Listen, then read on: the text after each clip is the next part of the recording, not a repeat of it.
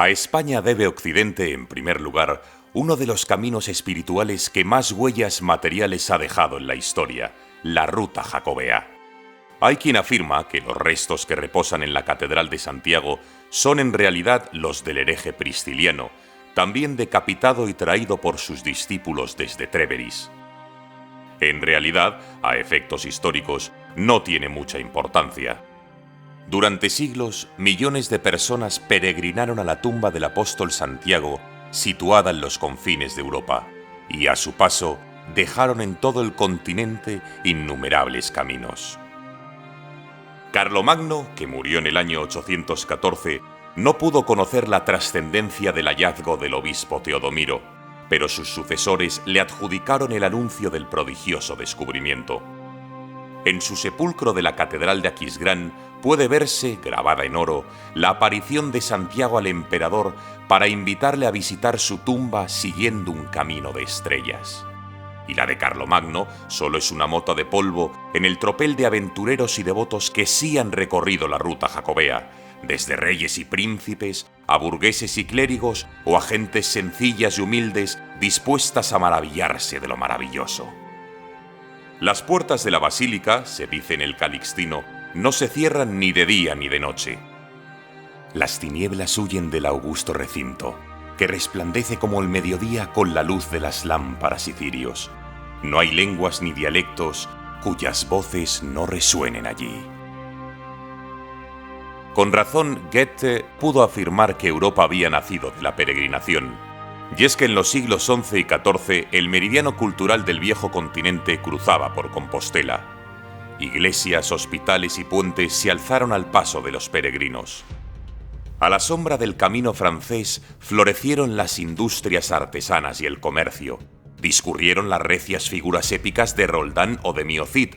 Nacieron breves poemas amorosos en lengua vulgar y otros más cultos y pretenciosos en lengua latina. Brilló con luz cautivadora y se extendió, tutelado por los monjes de Cluny, el románico de inspiración francesa. Según fuentes medievales, fueron millares los peregrinos que circulaban por la Ruta Jacobea, movidos por un idéntico propósito: limpiar su alma. El número no dejó de crecer hasta el siglo XIV, pero el Camino de Santiago tuvo también otras dimensiones.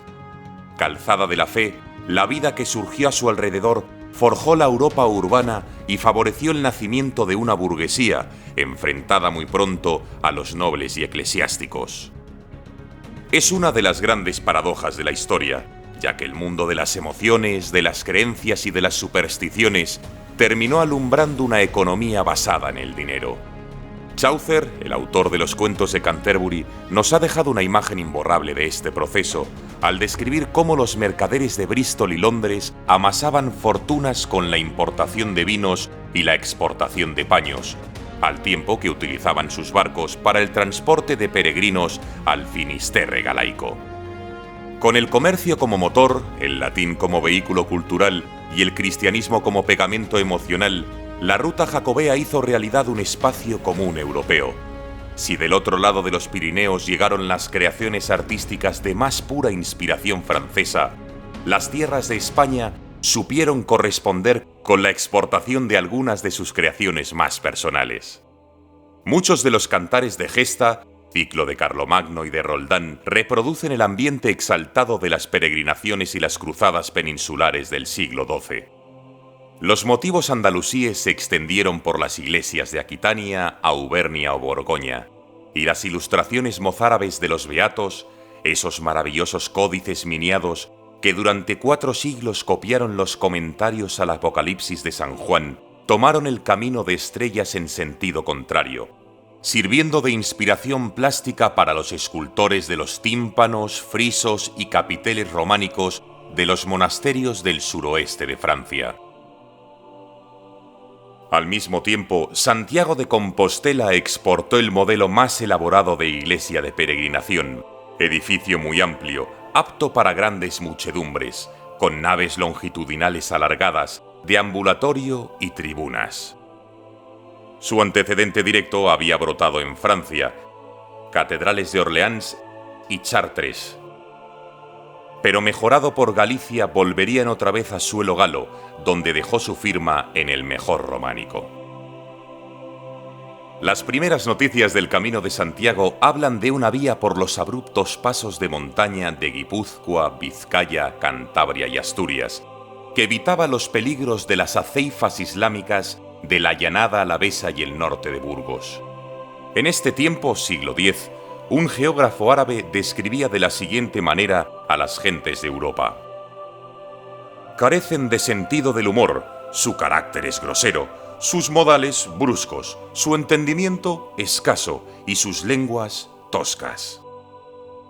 Todavía una centuria después, el sabio toledano Ibn Ahmad señalaba tranquilamente que los pueblos del norte no han cultivado las ciencias y parecen más bestias que hombres. Son palabras duras y ciertamente reflejan el atraso cultural del occidente cristiano con respecto al oriente musulmán. Pero la Edad Media no fue una época inmóvil, y prueba de ello es que antes del siglo XIV, ese mundo descrito tan despectivamente había levantado templos de luz, revitalizado ciudades que hacían hombres libres y fundado universidades que iluminaban las mentes y difundían ideas renovadoras. La traducción de las obras griegas e islámicas al latín por los estudiosos cristianos fue crucial para ese cambio, y es algo que hoy podemos considerar como otro de los elementos fundadores de Occidente. Sí, los europeos debemos mucho a la tenacidad de los traductores, calígrafos y copistas de los siglos XII y XIII, ya que su silencioso combate contra la lepra del olvido dio a conocer a Europa, además de la ciencia oriental, la ciencia clásica: Aristóteles, Arquímedes, Ptolomeo, Euclides, mucho antes de que se realizaran las primeras versiones directas del original griego. Ni Dante y su Divina Comedia, ni Tomás de Aquino y la Suma Teológica, ni las grandes catedrales góticas existirían sin ese renacimiento anterior al Renacimiento. Tampoco habría surgido el filósofo del siglo XVII, Baruch Spinoza, heredero de la tradición judía, árabe y cristiana, que floreció en el siglo XII en España, sin cuya aportación no podrían explicarse los fundamentos del pensamiento europeo. Los primeros trasvases de textos se produjeron en Cataluña y en Sicilia, pero el corazón de la renovación occidental fue Toledo, gran crisol de culturas y puente por excelencia de los intercambios entre Oriente y Occidente, a través del cual el pensamiento clásico preservado en Al-Ándalus pudo saciar el ansia de saber de las primeras universidades europeas, alimentando a su vez los conflictos entre fe y razón, ciencia y religión, humanistas y guardianes de la ortodoxia. Los peregrinos que acudían a Toledo en busca de manuscritos apenas conocían el árabe y empleaban a eruditos hebreos y mozárabes que trasladaban los textos oralmente al romance para después verterlos al latín.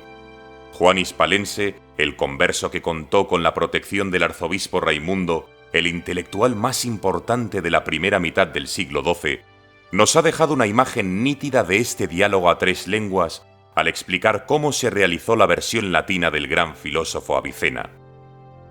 Pronunciando palabra a palabra y con ayuda del arcediano Domingo, que iba traduciendo cada una al latín.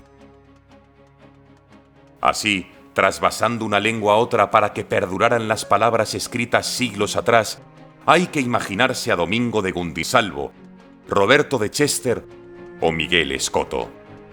Así hay que ver a Gerardo de Cremona, que murió en Toledo después de traducir al latín la mayor parte de la ciencia oriental.